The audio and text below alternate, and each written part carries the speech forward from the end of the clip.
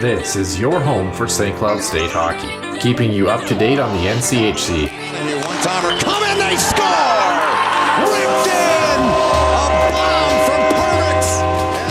Women's WCHA. So Dana Rasmussen fires and she scores! Dana Rasmussen for the Huskies alongside The National Hockey League. Dwayne Kaprizov in for a chance to win it! He scores! Kirill, the thrill is for real! Welcome to the NHL, a game winner! And everything from the state of hockey. St. Cloud Cathedral is now 42.6 seconds away from wrapping up the school's first ever title. Welcome to the Huskies Warming House Podcast Den.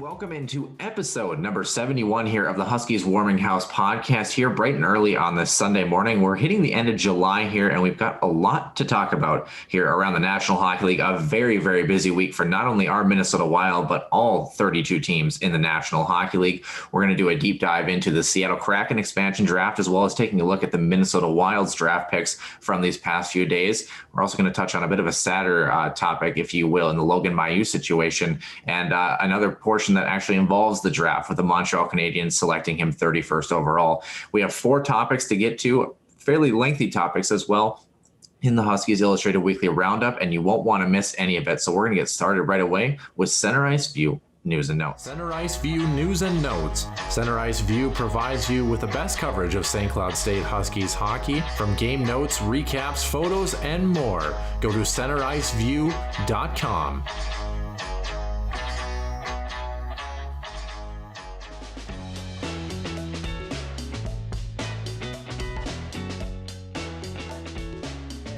Center Ice View News and Notes. A lot happening in the National Hockey League. It was the entry draft. It was the expansion draft.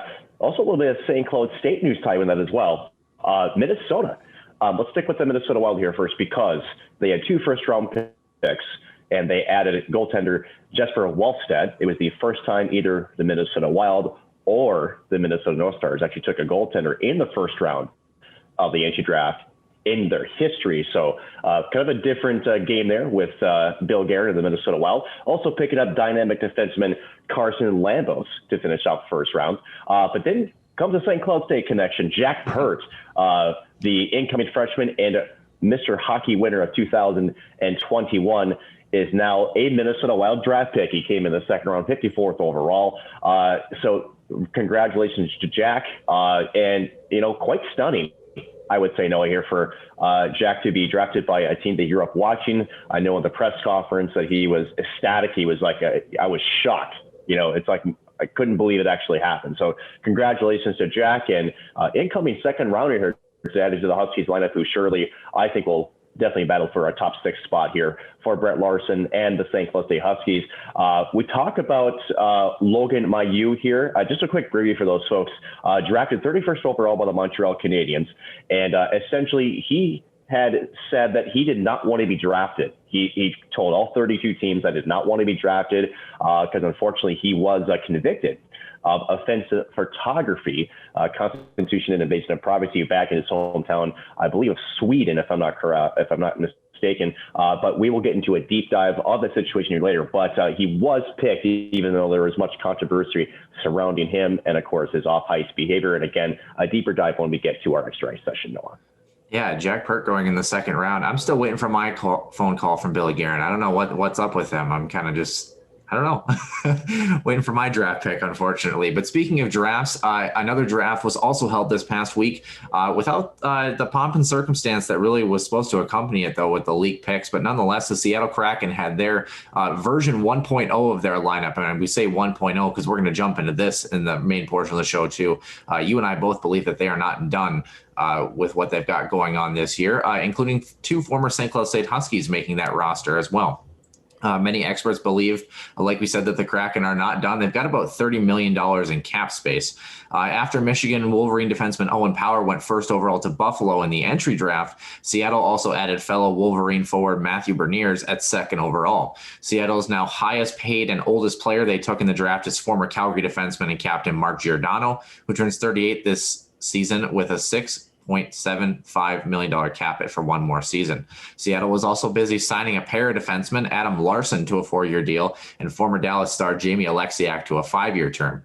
The team also added goaltender Chris Drieger to a 3-year pack, and he's likely going to be their starting netminder. As the Kraken, they're going to host Vancouver in their home opener on October 23rd at Climate Pledge Arena.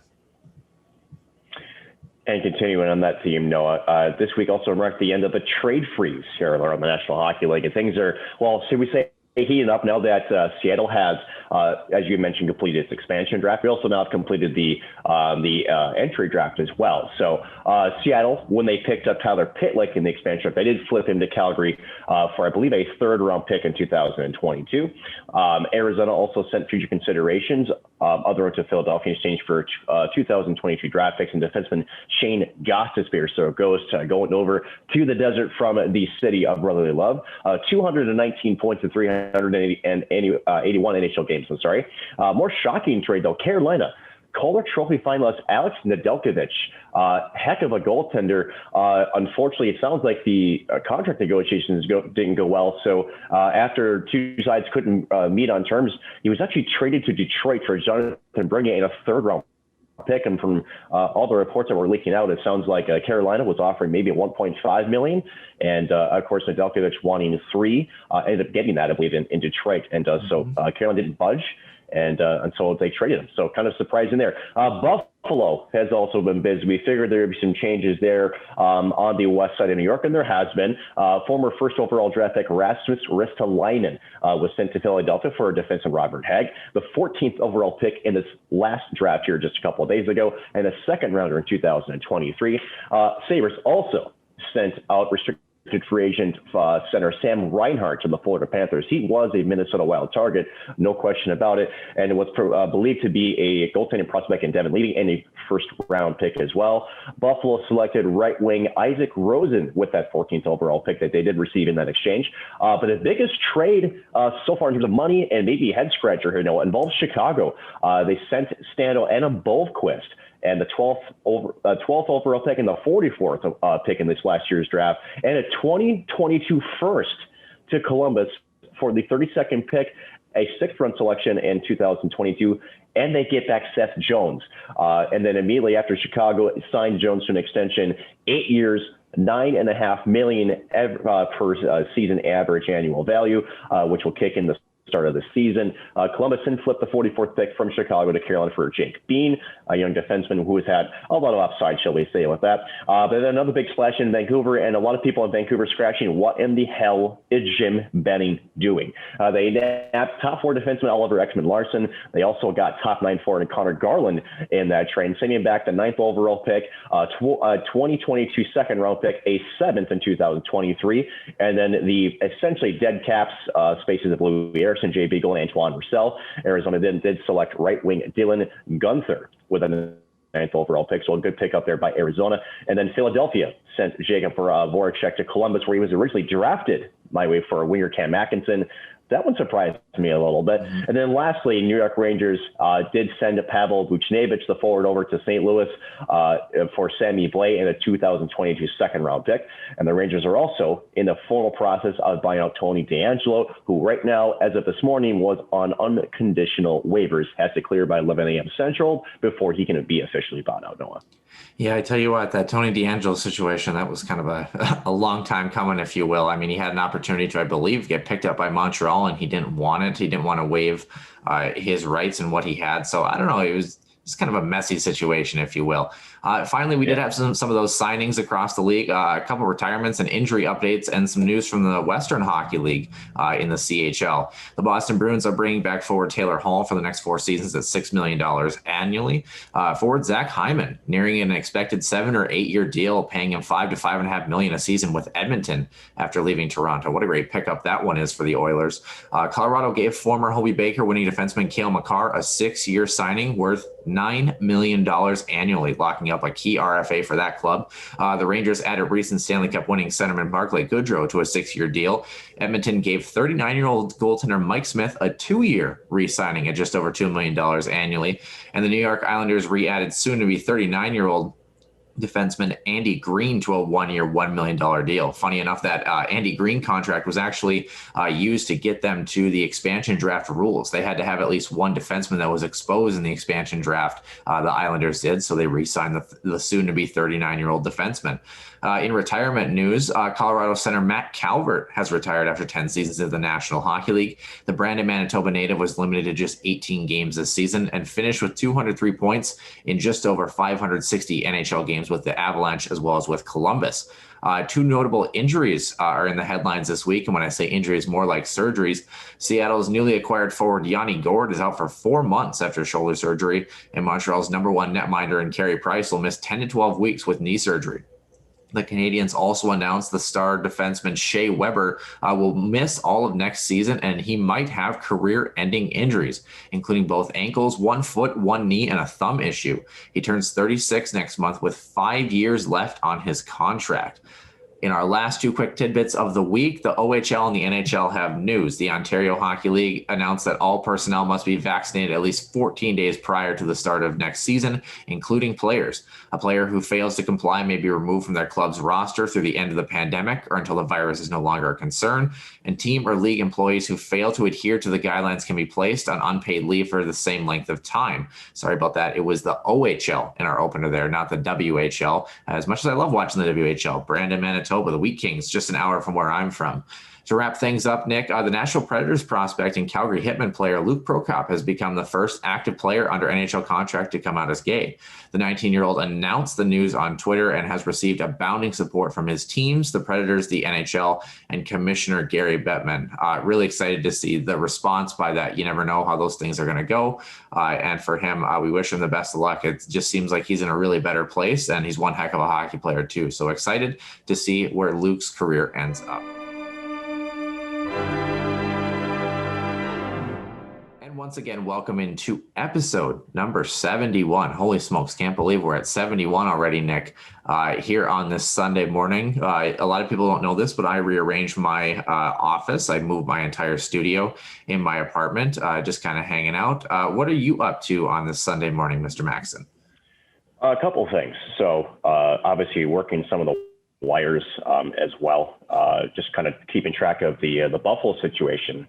Now that essentially Sam Reinhart and Rasmus Ristolainen are gone, for the Minnesota Wild, who've been following their search, Bill Guerin's very active search for a #1 center. A lot of eyes are now focused right now on Jack Eichel. Now we've passed the expansion draft. We have passed now the NHL entry draft, where a lot of bigger deals have been made, as we touched on those early in the show when the center has few news and notes. But at the end of it, he's running out of time, and he's running out of options here as well. And you have to think also with Kevin Fiala unsigned and Kirill Kaprizov unsigned. Again, I'm not too worried about, that they're not signed. I think they'll get deals done, but you have to wonder more about Kevin Fiala. There really is no reason why he shouldn't be signed right now. So that one's kind of picking up my head a little bit. So just kind of seeing if some of these dominoes start to fall. I do think that once we get to Wednesday, which is the official free agency period for the National Hockey League, getting Wednesday the 28th, you're going to see a lot more deals happen.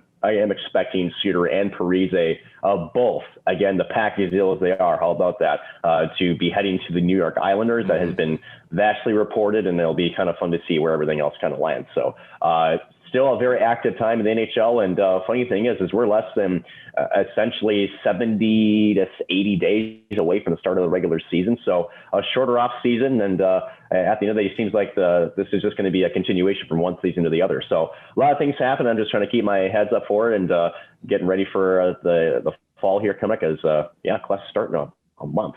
What the hell? So I know it's crazy. When you talk about Bill Guerin and, he's kind of playing the waiting game, it is a chess game. I mean, let's be real.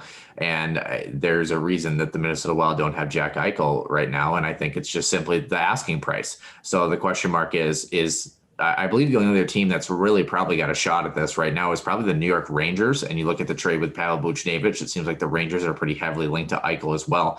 And the question is, if Minnesota likes the player, aka Jack Eichel, do they give up enough for them? And does Buffalo force their hand because they're worried that they're not going to get him? Or does Minnesota sit pat and see if Buffalo will lower the asking price and play the patient chess game that it is? So there's a lot of pieces that are going to go into that. It's going to be interesting to see what Bill Guerin is going to do.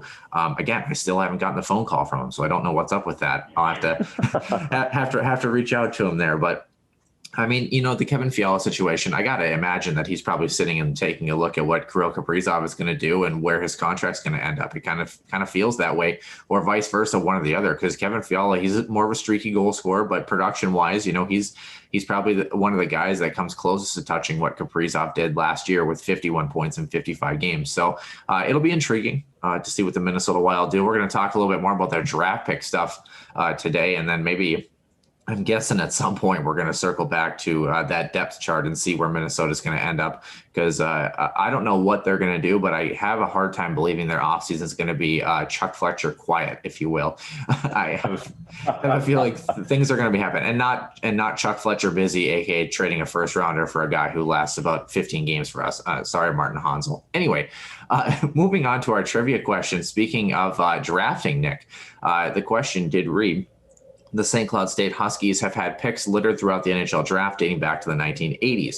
However, only 3 former Huskies defensemen have went in the 4th round or earlier before yesterday.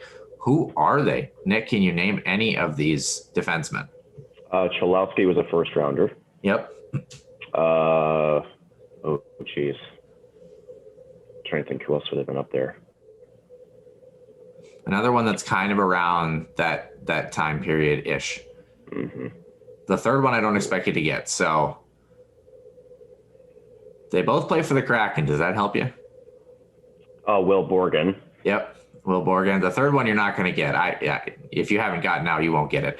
Casey Borer played for the Carolina Hurricanes, 2004 3rd round. Yeah, I don't think you would have gotten that one. Like we mentioned, Cholowski and Borgen are current members of the Seattle Kraken, and there's actually a 4th member to enter that list as of yesterday, a 2nd rounder Minnesota Wild pick, Jack Pert. So congratulations to Jack on his next endeavor. But Nick, let's talk Seattle Kraken, and let's talk about what they've got going on with their, again, version 1.0 of their roster. I think you and I can both agree that this is step 1 of step 6.5 for the Seattle Kraken. Yeah. They're not done. First of all, what did you make of this Seattle Kraken's draft? And what are your thoughts on what they do next? I think they ended up with 15 forwards and a fair number of defensemen and 3 goaltenders. So what are your thoughts on the draft and what's next for them?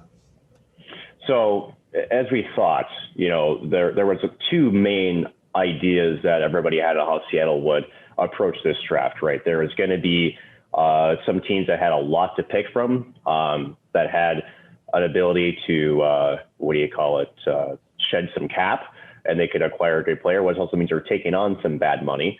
Or they could sit back, they could draft, you could say, I don't know if mediocre is the right word, but they would take what they thought they could, and then they would weaponize a bunch of cap space. And what we've seen is the latter, is that they've got about $29 million in cap space. And to me, they're going to use that as their weapon. This was talked a little bit about around the Canadian media, which is, there was a lot of surprise around why there wasn't any side deals reported with the Seattle Kraken, right? Because we all know Minnesota was victim of that to Vegas, sending Eric Holland and the sweetener was Alex Tuck to protect a different player in the Wild roster at the time. So, instead of that, what Ron Francis did was, instead of making those deals, which I think he thought maybe was not going to get as much value at that point, I think he feels, and I agree with him on the strategy, is the salary cap dollar and the ability to dump salary. I think now that, it's all said and done, at least with the types of players that are protected, he can do a lot more wheeling and dealing now with that cap space. And I think he can get more value in return as far as sweeteners, whether it be draft picks, whether it be something else, and not be really inhibited by rules of an expansion draft. So now he's got full reins, right? So now, whoever was protected per se, that's off the boards right now. That means everybody's at play. And so now you have a little bit more I guess, negotiating power. And I think that no question about it, for those who are looking at this roster, again, Vegas did the same thing, not to the extent, but essentially Vegas also did flip some players, and they drafted, with the ability to get some side deals done. So what we see now with Seattle is not going to be their opening roster. For folks who really look at Seattle, they say that's going to be their opening roster, knowing what they're doing. You're not going to go into a season, especially this one, with $30 million in cap space. It's just not how this works.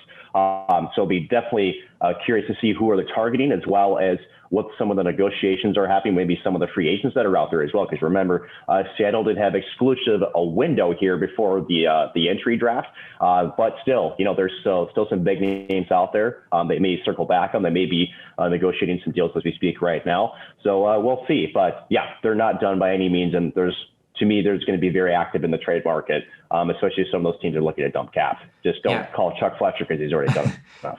Yeah, if I'm not mistaken, and I usually am, Seattle, I don't even think is at the cap floor, are they?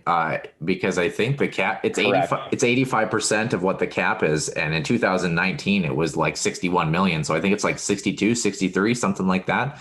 So whatever 85% of 81.5 is, I can't do that in my head. Maybe you could help me out with that. But yeah, I mean, when you look at Seattle's moves, I think that their draft looks entirely different if one, we're not in a flat cap era. I mean, that's the thing that you have to think about. You're looking at how do you leverage teams that, either are in a position to try to alleviate some cap space or, really need to alleviate some cap space. And it's an interesting move because as you look at Seattle's roster, again, you have that leverage, but with that leverage, you also have to have teams that buy into the player that you're trying to flip them back to. For those who are wondering, I know a couple of people had asked this, can the Minnesota Wild pick up Carson Soucy back? Nope, they've got to wait a year.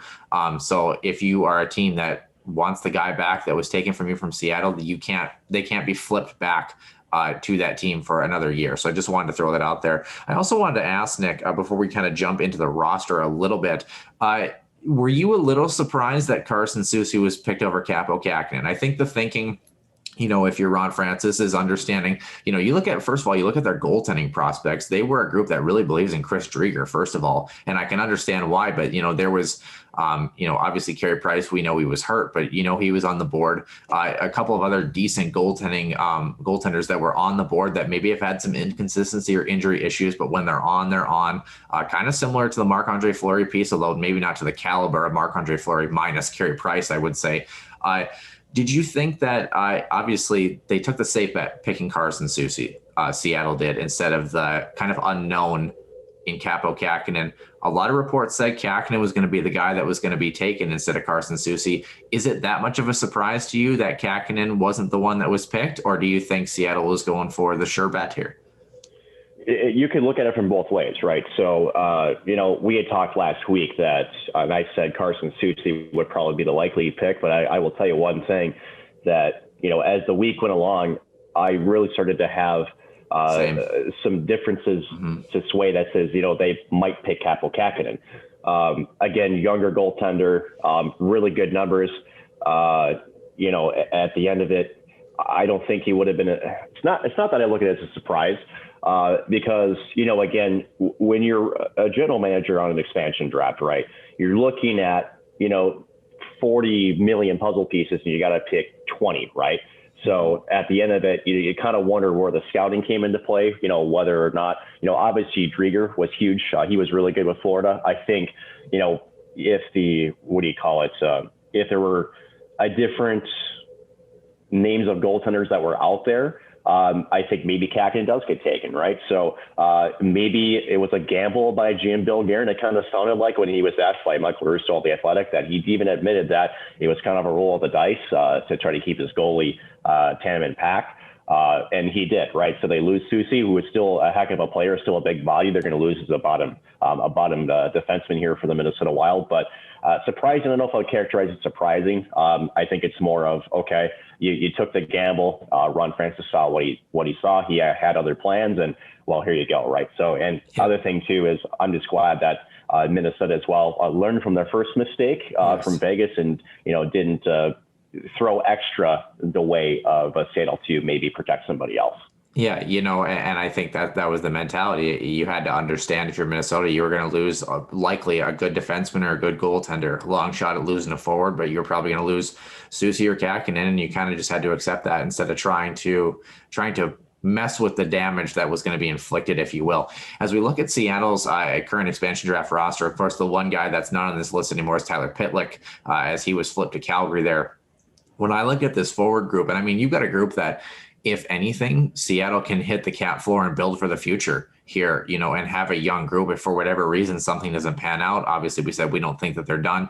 I got to imagine, I'm thinking Yanni Gord and maybe Jordan Eberle on the forward group are probably the only two guys I don't think are going to get touched. Maybe Jonas Donskoy might be thrown in there too, but the other ones, I mean, Jared McCann can be moved, Brandon Tanev can be moved. The question now, of course, is cap there with those guys. On the defensive side, Mark Giordano's not going anywhere just because I think he's got 1 year left on his deal, and he's going to be a good veteran presence, kind of like Derek England was for the Vegas Golden Knights in that group. Jamie Alexiak obviously not going anywhere. Adam Larson not going anywhere. I like both those guys in that signing. Carson Soucy, I don't think is going anywhere. And then you look at, actually, I really like their defensive core. Their defensive core is going to be the strength of this team. I mean, you got Cale Fleury, Hayden Fleury, Vince Dunn, if you can find a way to kind of reinvigorate his game. Their goaltending situation, I don't think is that bad, to be honest with you. The question is, can Chris Driedger handle a 60-game or 55-game workload? That's going to be the question.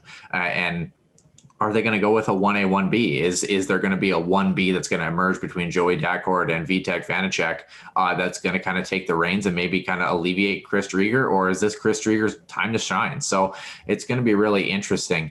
If you're Ron Francis, after getting over the fact that he called second overall pick Matty Berniers and went to voicemail the first time, don't know if you got to see that. It's kind of interesting.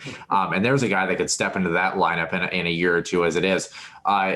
If you're Ron Francis, is there a specific team, a specific player, a specific set of moves that you're kind of thinking? Obviously, I know that's kind of a difficult question with all the teams there, but is there a specific move or a specific player that you're thinking that you want to go for next, or a specific package that, if you're Ron Francis, you think kind of makes sense for Seattle, either starting off or somewhere down the line here before the season begins? It's a fantastic question, right? So it kind of depends what's out there, right? So let's look at Nashville, for example, right? They exposed Ryan Johansson, and they also exposed Matt Duchene, right? They're both being paid handsomely, and let's just say their production was not the full value of what they're being paid for, right? So, but they're good hockey players, right? So the thing, what we saw with Ron Francis and Seattle was they didn't touch any bad contracts. Vancouver did that for everybody, so we're good on that.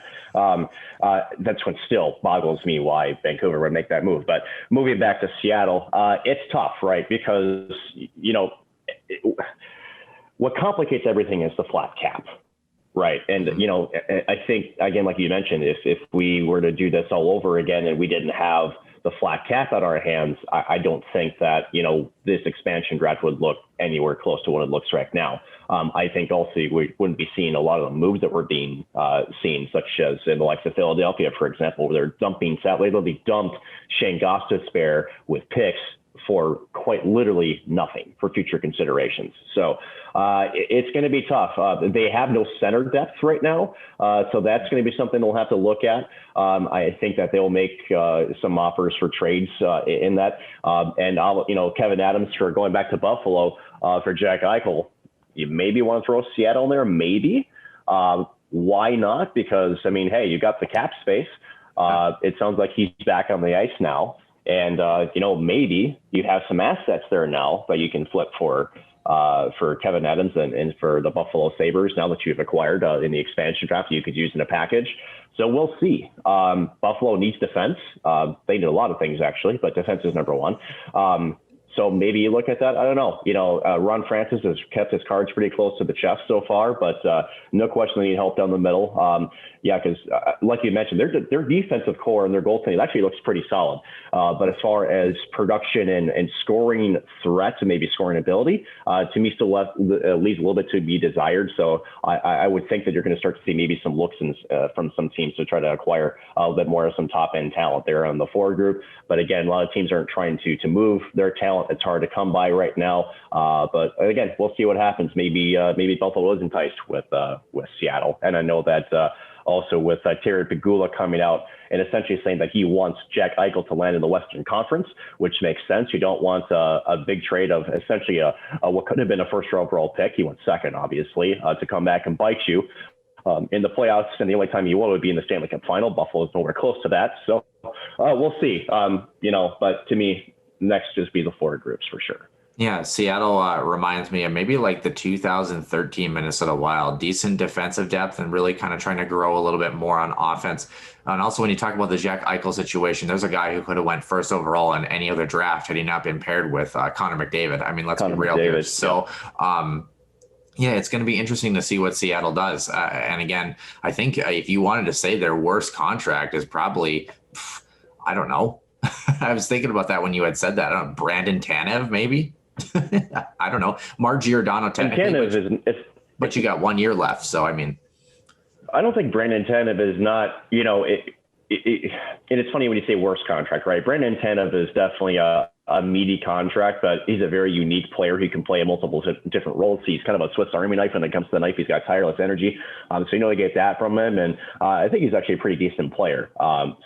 It may be expensive for what he does, but he's a character guy. He's a good leader. So, and I'm sure that Ron Francis, do his due diligence while with the scouting and whatnot. And I think Brandon Tanev is going to actually be a heck of a player for Seattle when he debuts. I don't think he talked about earlier players that, probably won't be flipped. I don't think Brandon Tanev will be going anywhere either. Yeah, well, he fills a need for Seattle. Let's be real, especially even if it's a bottom six or depending on middle six role, just depending on where their forward group actually ends up. I mean, he's a guy that, again, you talk about they have the cap space to do something with it and give him a shot at some playing time.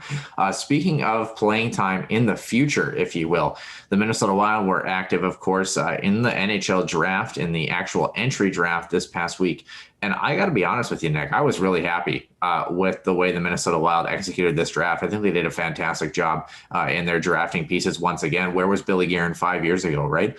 And his, Judd Brackett and that staff being able to kind of do what they've done in the past couple of seasons here. But taking a look at Minnesota's picks, obviously Jesper Wallstedt, that 20th overall selection for the Minnesota Wild. A goaltender, we're going to touch on him as well as Carson Lambos playing in Winnipeg in the WHL. And then Jack Pert, of course, in that second round. Caden Bankier in the third round. Kyle Masterson and Josh Pillar in the fourth round. And then Nate Benoit coming in the sixth round. I really like, if you're looking at kind of those back four there, I really like Josh Pillar. If you got a chance to check out some of his highlights, I really like the way that he plays. Caden Bankier's got a good game too. He's a little bit younger, but Josh Pillar, I think, is a pillar of strength, pun intended there, the way he plays the game and is just so hockey IQ smart. But let's start with the first pick that the Minnesota Wild made. They get a goaltender that arguably has the chance potentially to vie with Kaapo Kähkönen as the goaltender of the future. I think you can see the thought process if you're the Minnesota Wild. You've got Cam Talbot. He'll be 36 at the end of his contract. He's got 2 years left on that. Kaapo Kähkönen's still developing. I think you can kind of see where the road is going for the Minnesota Wild, understanding that they might have two goaltending prospects, and one of them is hopefully going to find the reins for this group. What did you think about the first ever goaltending pick in Minnesota Wild history? I like the move. And again, he's solid. Again, he's not like the biggest goalie, but he's not the smallest. He's not an Alex Baylock. He's 6'3", 214 pounds. But again, as Judd Brackett had mentioned, he's a strong technical goaltender. And I like that word technical, because we know with goaltending, and you watch it with Andrei Vasilevsky, he's solid technically, right? So he's in the right position. He knows how deep to be in his crease, or maybe when to be on top of the paint. Because when it gets to playoff time, when there's traffic in front of you, a lot of the saves you're making, you're not seeing them. You're just in the right spot. You're covering a lot of the net. You can replace, anticipate plays. So I like the fact that he's a strong technical goaltender. And as you mentioned, that's no question where this is trending. They signed Cam Talbot to a 3-year deal. No question, to give time for Kaapo Kähkönen to develop, and also to be able to take some games as a backup and maybe hopefully emerge to be, a starter. But now you have Jesper Wallstedt, who's going to probably compete for him with that. So I think it's another way to get to push Kapelkakin, especially this year, and kind of see what happens, especially maybe in 2 years, I would say, because again, as you mentioned, Cam Talbot under contract through next season, so he's got this year and next year with the Wild left, and unless either Kakinen doesn't continue to develop or something else happens, I can't imagine, at least from where the road is leading, that he gets extended. Maybe he does by a year. We'll see what happens, but no question that Guerin is trying to get a nice young, very solid goaltender into the mix to try to push his current two starters. I like the pick, and I think he's going to be a good fit for the Wild.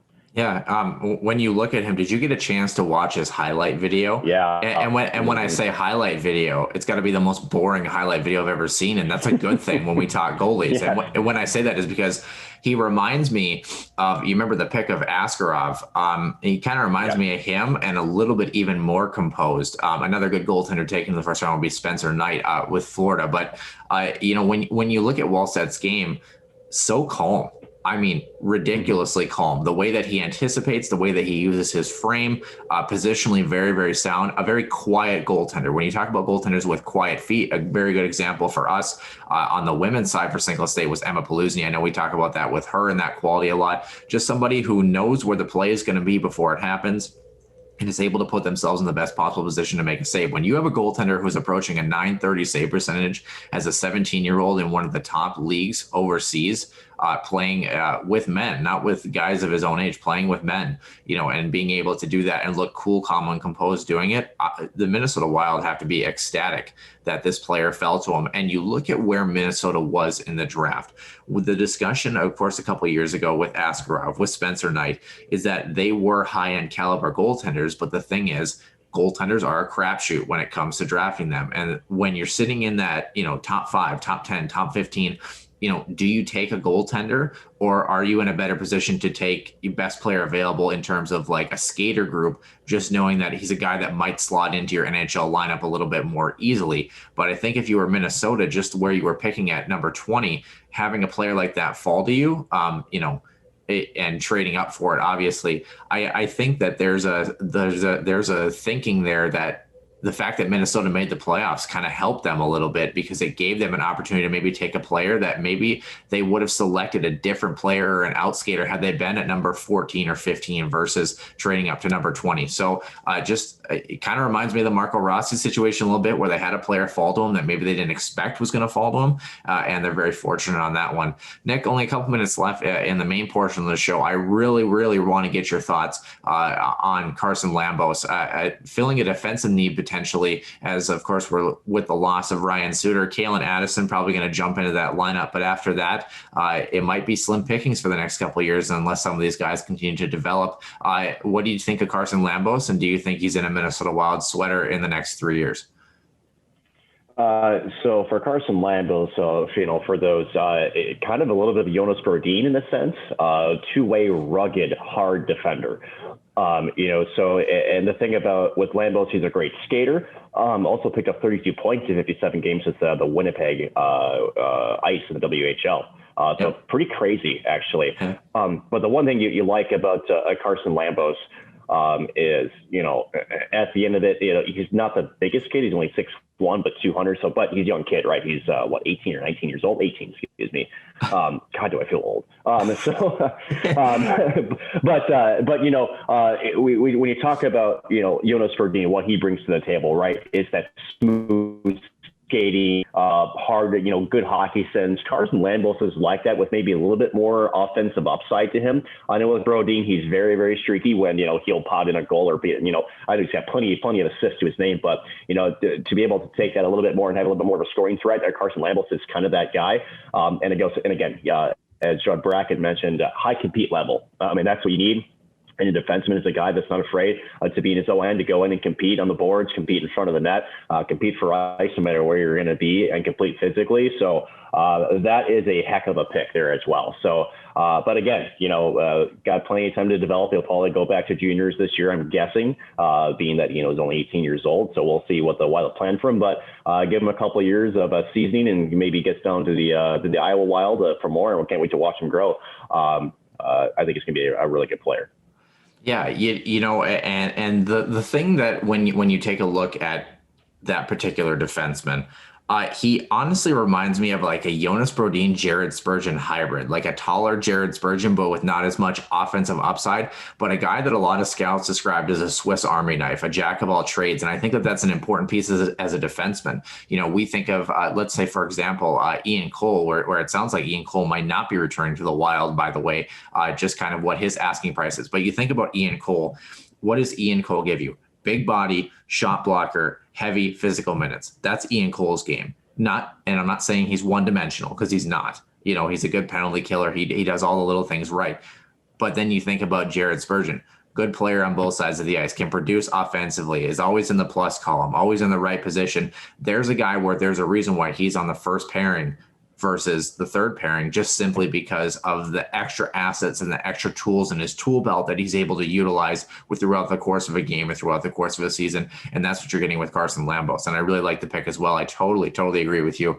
I tell you what, man, this Minnesota Wild pipeline, this prospect pipeline is looking better and better every day. And I'm really excited to see where the next step is for this group, and very curious to see where this puts them in free agency, and where this puts them as far as trades. And again, when you talk about the Jack Eichel situation, I know some people are high on him, some people aren't, but you have more picks and more pieces as leveraging points should you feel highly enough that the asking price is correct for Jack Eichel, where you have to give up a prospect or two. That's another thing to think about. Obviously, you don't want to give away parts of your pipeline, but that is a piece that is going to be a part of that Buffalo trade should it happen for the Sabres before the season starts. Nick, do you have anything else to add on the Minnesota Wild or the Seattle expansion draft before we head on over to our extra ice session? Let's go ahead and, let's switch gears and head on that way. Sure. All right. Sounds good. So that will do it for the regular portion of the show. We're going to talk about the Logan Mailloux situation. Like we mentioned, the Montreal Canadiens drafting him in the first round, 31st overall. And we're going to head on over to the extra ice session.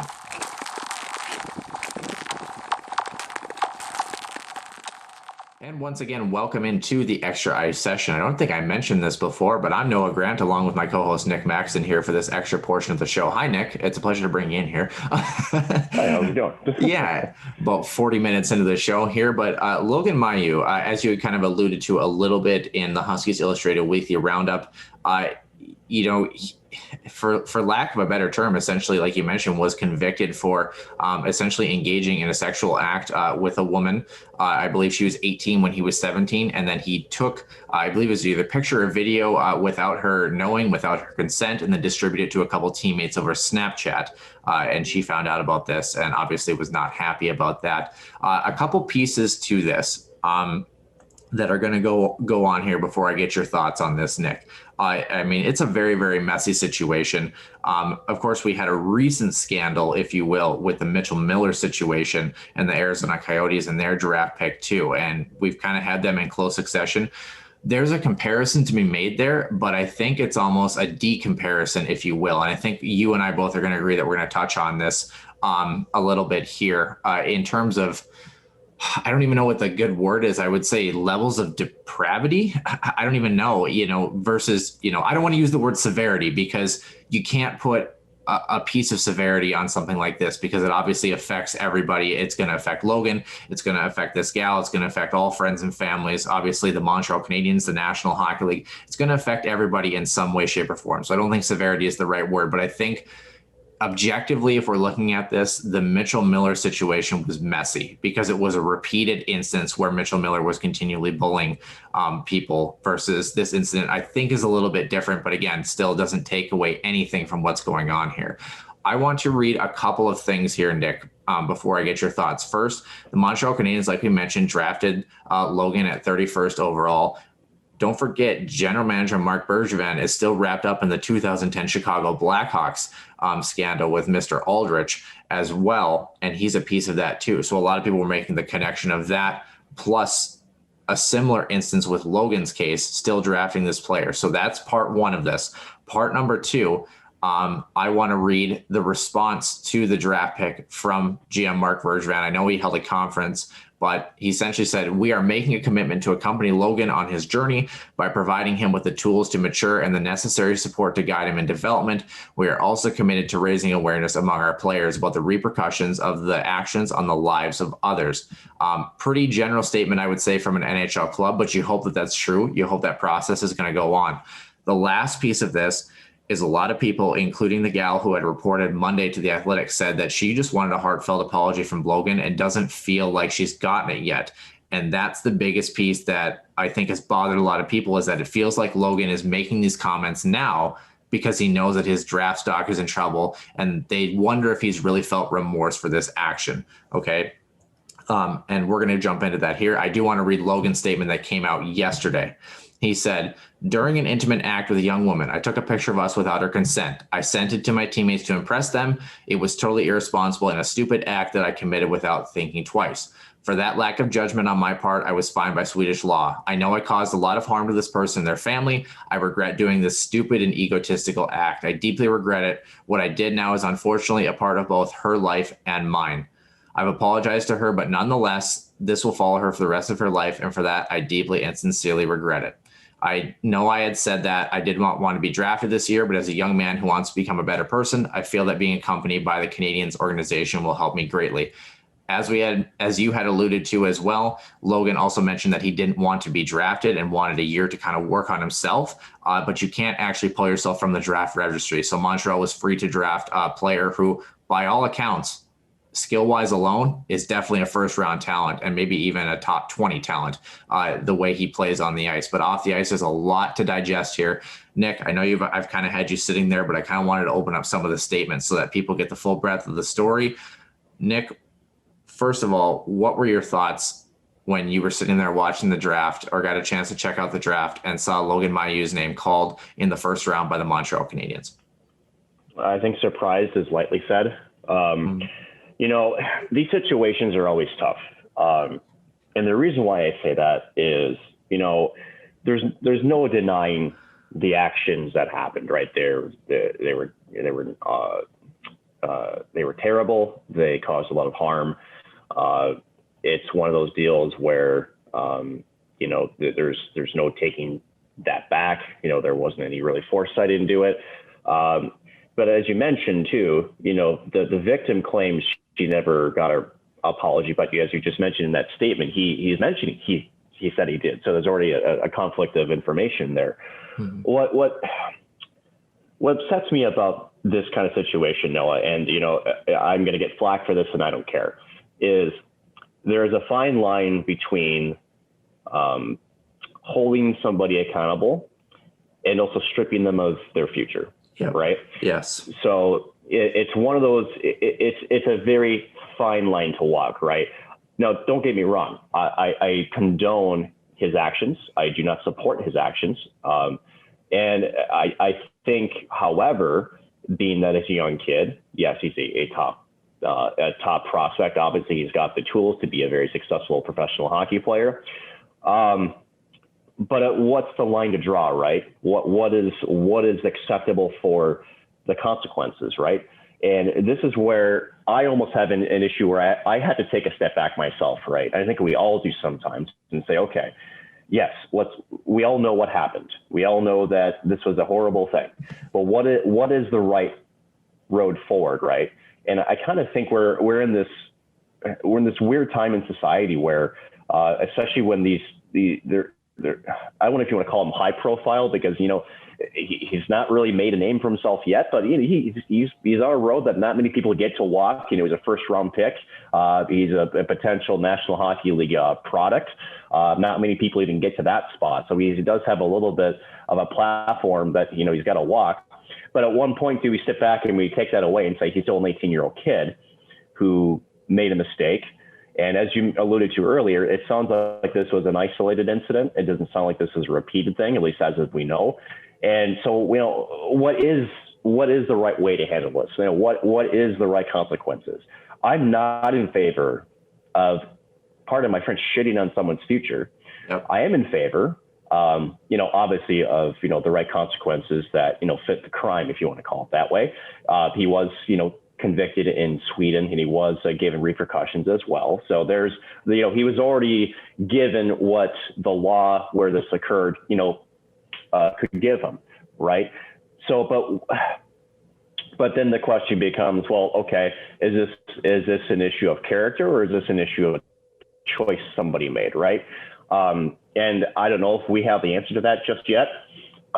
You hope. It sounds like, at least from what Montreal is saying, and I actually want to expand on that quote, Noah, because you read some of it, but I want to actually go earlier in that. And this is what Bergman also said. He goes, I quote, "By drafting prospect Logan Mailloux with the 31st overall pick, the Montreal Canadiens organization not only selected a promising hockey player, but also a young man who recently admitted to making a serious mistake.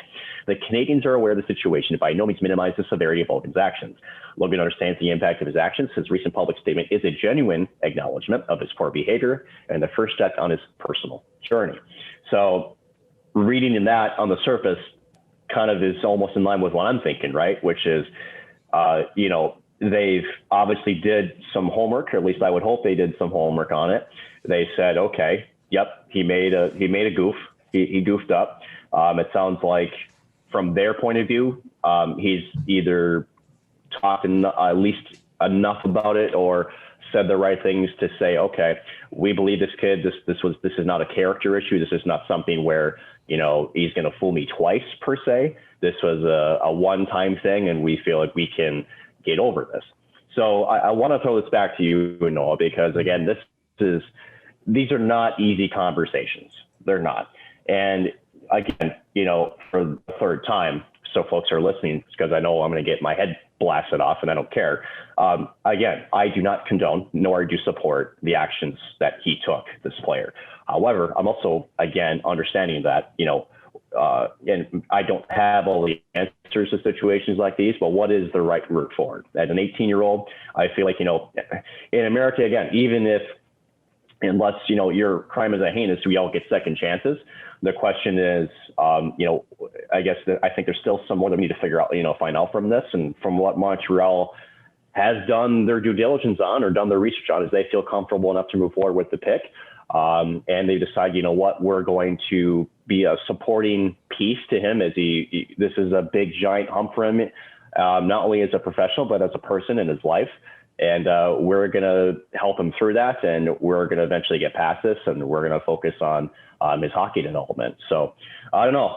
I don't think we're done with this story by any means, but I'm kind of curious, Noah, where you stand on this, because again, these are not fun conversations. These are not fun situations, but I don't know what my question is in situations like these, where should society be? Where should we be? Should we be this all or nothing society, which I think where a lot of the noise I'm hearing out in public is, which is either, you don't draft him, he's a piece of shit, or, you support him, you understand that we're all human, we all make mistakes, and, we can, if we feel as though this is a genuine apology and someone that just literally made one bad decision, that we can move past this. So I'm kind of curious as to where your thoughts are. Well, I'm glad that you mentioned, you're curious as to what my thoughts are. And I want to point this out. Obviously, Nick and I have been we're episode number 71, right? Nick, you and we didn't talk about this before the show, and specifically because I don't think we knew where the other person was going to be on this.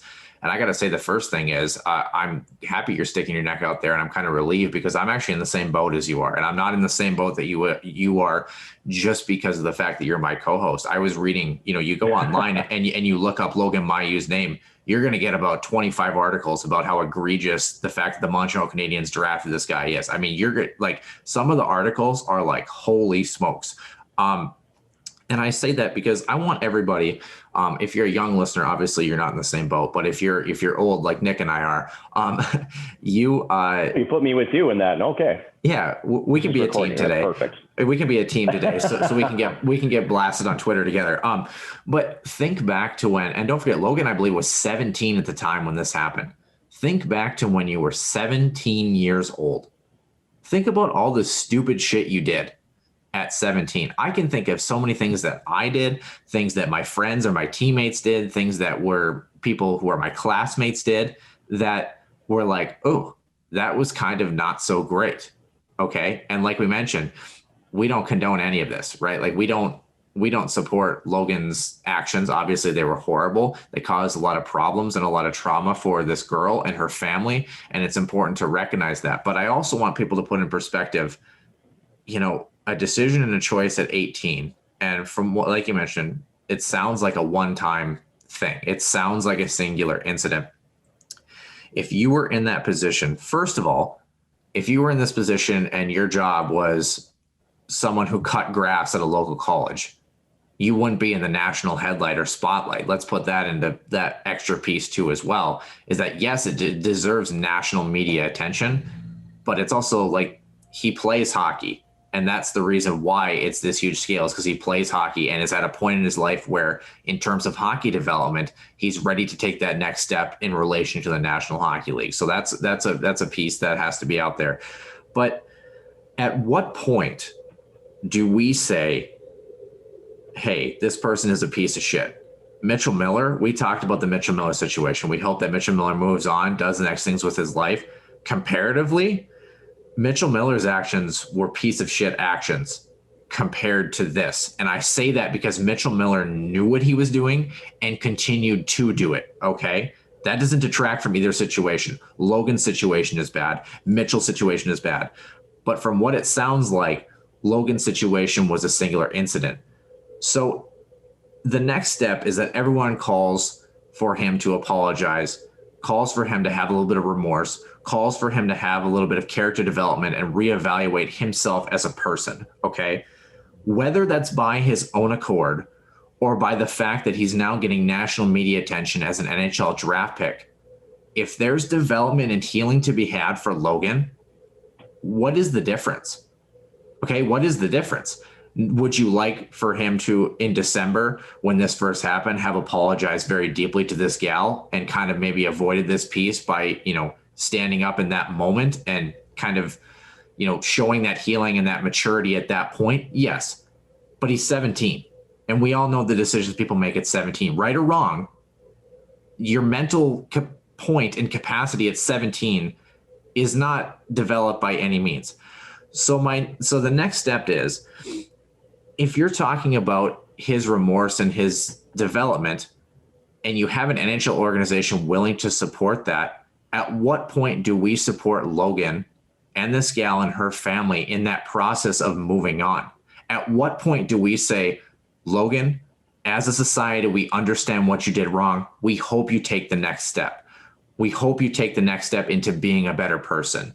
We talked a lot about the Me Too movement. And again, it's an important movement, and it's a lot of things that were important in society. For example, horrible people like Harvey Weinstein were found guilty of all these things that they have done. Horrible, horrible things.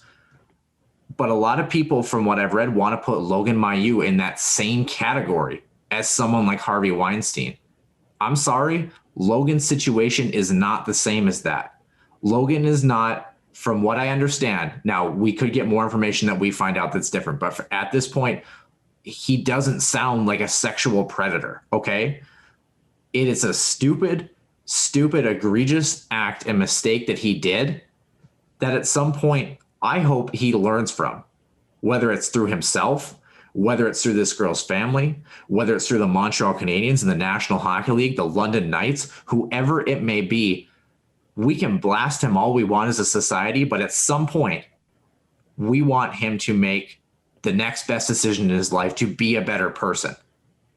And we have to transition over to that spot now.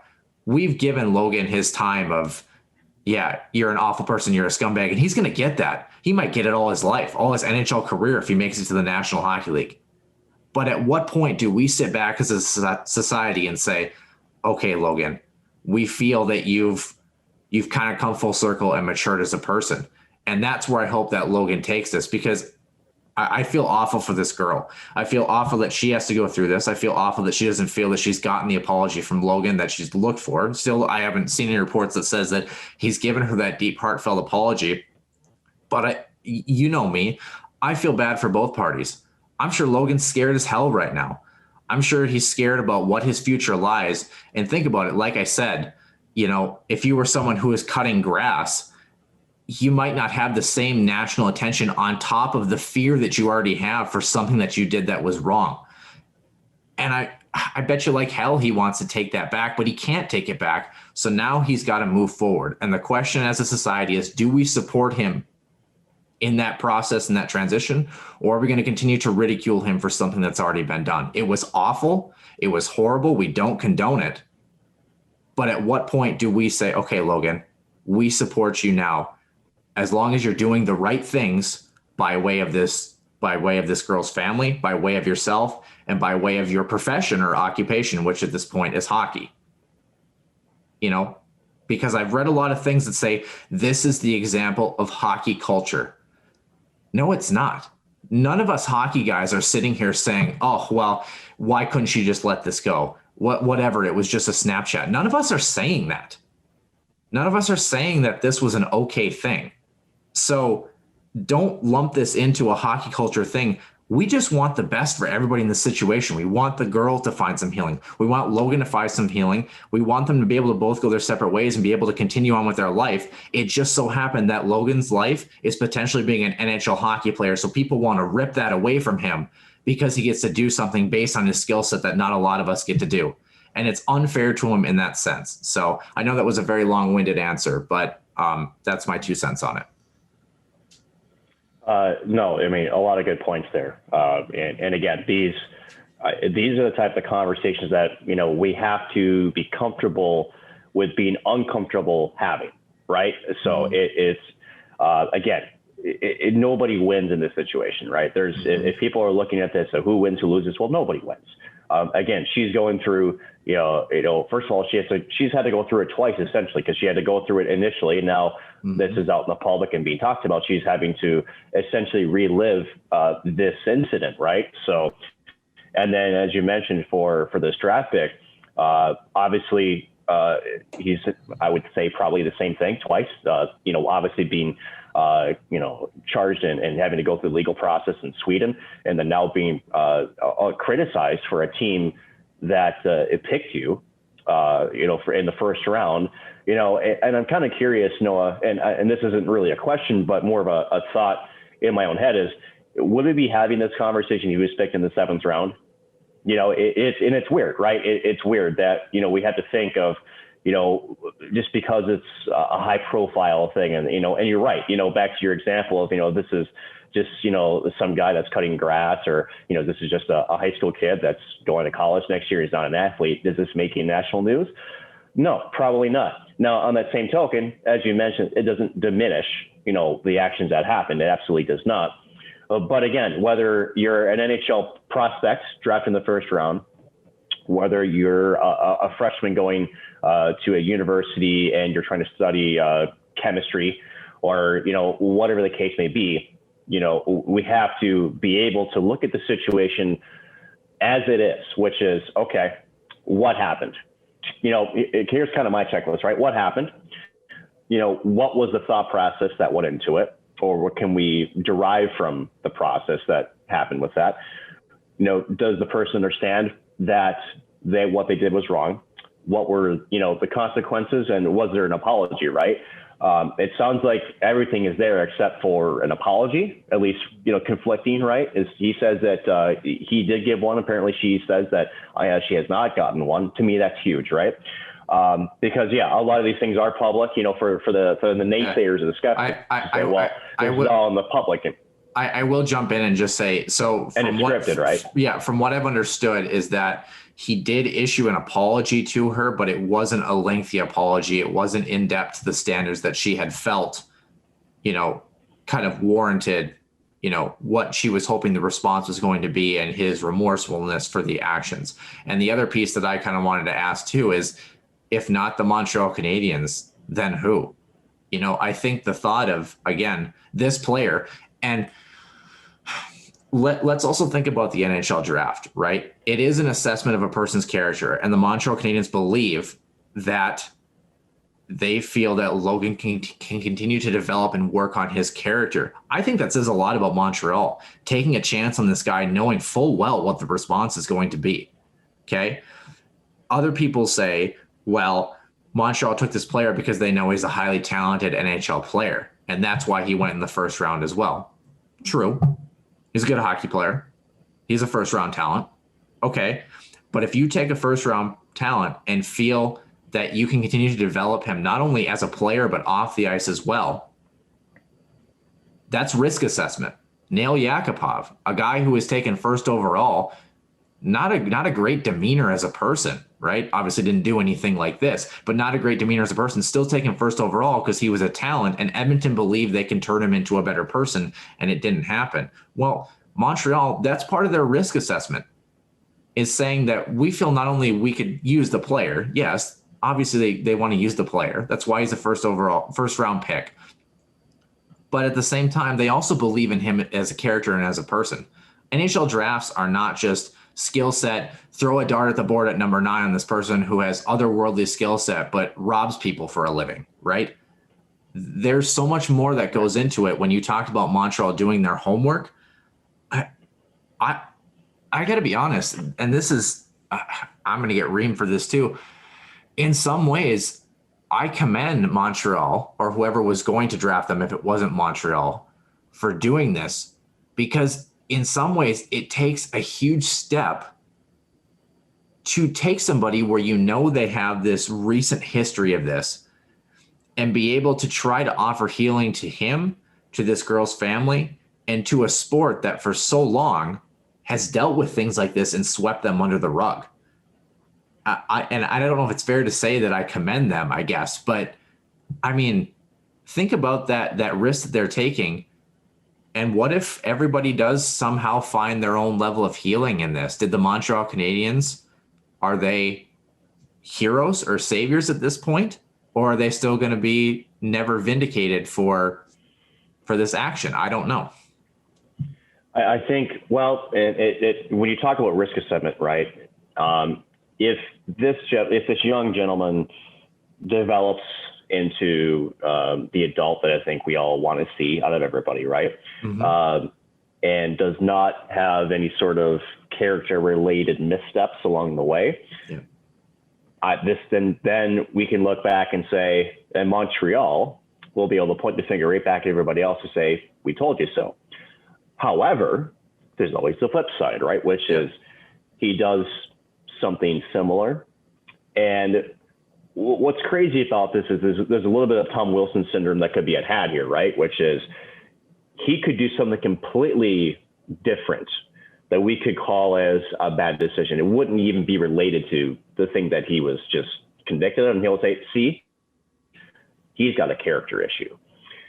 And that part I don't like either. You know, we're very quick to point the finger and to group things into one category. But to kind of wrap things up here, Noah, because I think, we've had a very good discussion on this, but I think, the cards are now in the hands of the draft pick, which is, okay, you're getting your second shot here, and this is the only one you're going to get. Yeah. Not only that, I would imagine with Marc Bergevin is, at least I would hope that the conversation was, we're putting our necks out there for you too. We're taking a lot of flack for giving you the opportunity to continue to develop not only as a player, but as a person as well. We're going to support you, and we're going to put up our shield here for you and take a lot of the brunt of the conversation. If you mess that up, there's a sheet that says unconditional waivers, and we'll just get the hell rid of you. Yeah. I would hope that was part of the conversation because, again, fool me once, shame on you.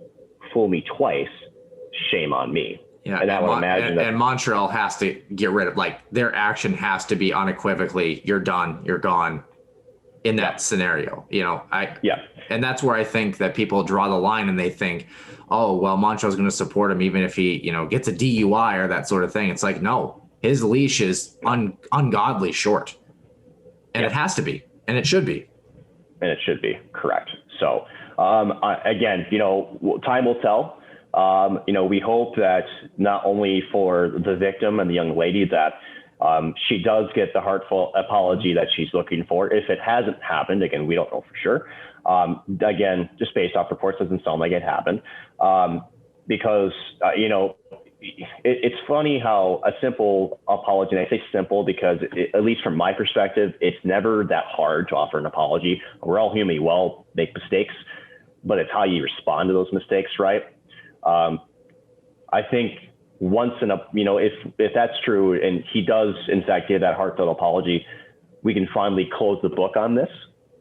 Both her and him, and now the Montreal Canadiens can move forward getting past this, because that's the other thing. Like, it happened. It's over with now. Let's process it. Let's take the necessary steps to, atone for the mistake. Let's, issue the necessary apologies, and then guess what? Let's move forward, right? And it's not. I don't want people to think that that's sweep under the rug mentality. It's not it at all. But I also feel like there's a lot of things in society right now where it's like we almost want to keep sticking on something that doesn't need to be stuck on. It's like, no, you get past this by moving forward. There's been necessary steps to do so, and it sounds like a lot of them have been made, but one key one isn't. And once that one is done, I think we can all then put this to bed and we can all move forward. Yeah, I definitely agree. I hope she finds the closure that she can. I hope Logan finds the maturity that he needs and the adult-like demeanor that he needs. And I hope that whatever his ceiling is, I hope his hockey career goes well. And I hope personally he becomes an even better person and becomes the person that we all want him to see.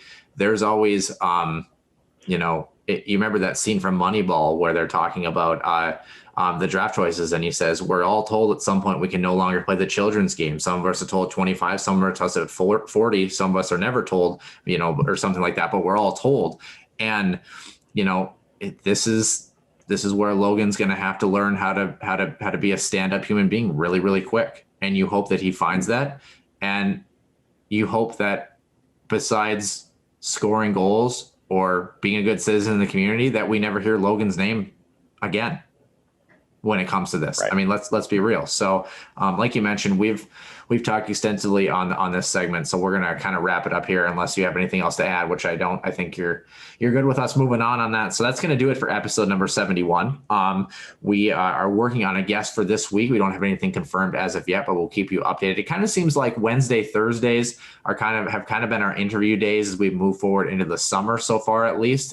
So until the school year starts, maybe that's maybe more where we're going to be sitting at, just so people kind of know. I know that we were doing some Tuesday releases when school was going on. It was a little bit easier. So we'll keep you up to date on any of those kind of changes, of things, but I just want to kind of let people know what it kind of seems like the trend has kind of been is like a Thursday morning or sometimes Friday morning release. So that's not us intentionally trying to juggle the schedule. It just is what it is. And we'll try to keep you abreast of what's going on as well. So for Nick Maxon, I'm Noah Grant, and we will see you later from the Huskies Warming House Podcast.